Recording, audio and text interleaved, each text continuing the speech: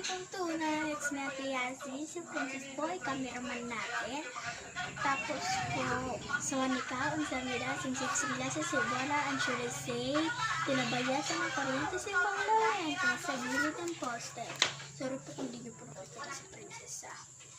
Yung gagawin po natin ngayon is, anin po natin, mag-tutor po tayo ng house. Tapos, gagawin po, natapos ko na po kasi ito yung kama namin. Hindi po muna natin yung magagawa. Magtutur po muna tayo ng house. Always like, share, and comment, and follow me. Push the notification bell para updated kayo sa mga videos ko. Tapos, kung hindi na po alam yung subscribe, yung white food na nakalagay din sa may nakasulat na S, tas may you, subscribe po yun yung mga meaning doon. Kaya po, pindutin nyo din po yung nakikita nyo nasa baba.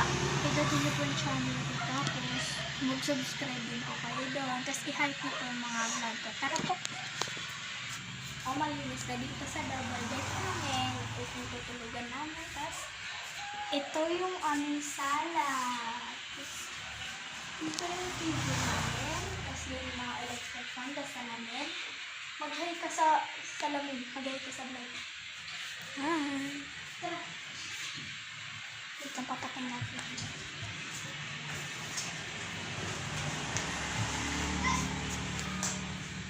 Ito po, makalat lang po dito. Tapos, ito po yung dito. Tapos, bago.